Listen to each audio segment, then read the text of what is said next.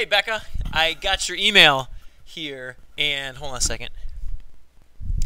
And and the answer to your question is, it. I can get part A to make the free body diagram, but the next part B, how long would the person be in the air? What is the height they would go? It's impossible to figure out. Your teacher, you need to give a time, and I'll explain. A free body diagram is just here's my person. And he weighs 80 kilograms, right? So, I mean, that's his mass of 80 kilograms. You multiply that by 9.8 to figure out what his weight is. So you pull out your calculator and you take 80 times 9.8, and that's 784. So this person has a weight of 784 newtons. Now, this is really not very good to scale here, so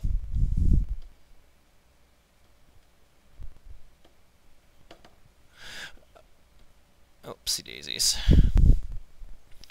So this person, you know, weighs 784 newtons. Now, it says he exerts an upward force of it's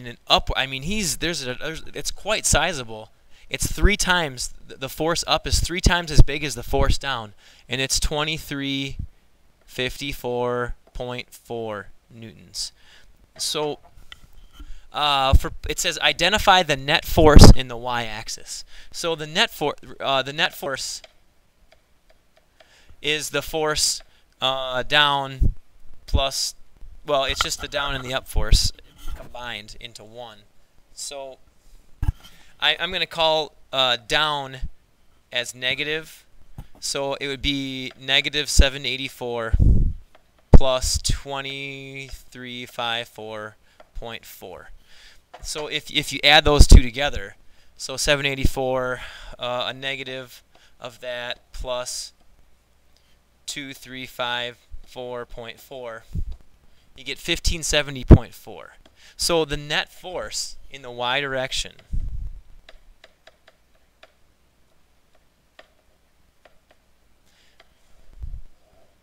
is 1570.4. Okay, I can get that, but what I can't do is tell you how long the person is going to be in the air, because the problem with that is I don't know how long he's pushing up. Like, think about, as long as you can overcome gravity, as long as you can push up more than 784, you're going to float. So this person, he's pushing up 3 times more than gravity, and as long as he's pushing up, he's going to continue to go up.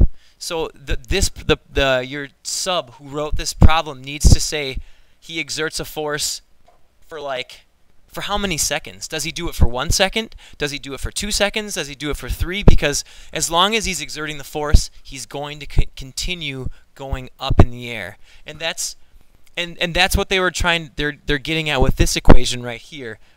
This tells you how high. Y stands for the y distance, 1/2 the gravity times the time squared. So there's the thing. You don't know how much time.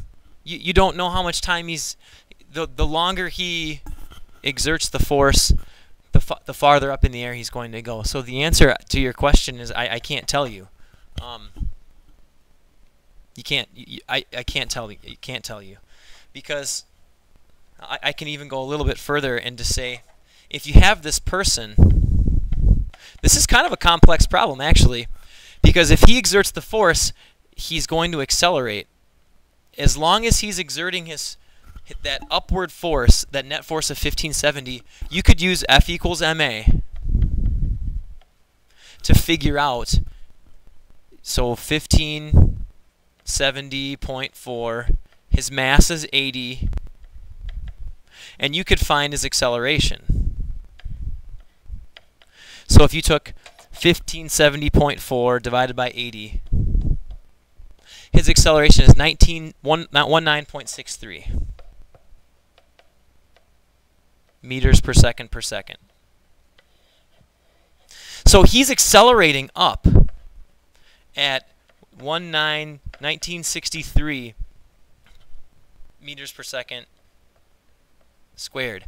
Now, as long as he's exerting this force, he keeps accelerating, keeps going faster, faster, faster. The moment he turns off that force, then he starts coasting to a stop, right? And that's the question. It wants to know, how high up in the air did he go? And you can't tell, and you don't know, because you don't know how long he was accelerating at 1963. So like, if he let's say that he was accelerating for 1 second, and then you could figure out, okay, after 1 second he's going 1963 meters per. So he has an initial velocity of this. Then he's got a final velocity of 0. So that knowing the initial velocity, the final velocity, and the acceleration due to gravity, you could figure out his distance. So I mean, it would be. This is a really in-depth problem, and I think it's deeper than your teacher wants it to go. But I don't know if you knew that you had to put a time in there. But that's the key to this problem, is you need to know a time. I hope that was helpful. I hope maybe the video helps. I hope it works out okay. I will talk to you soon.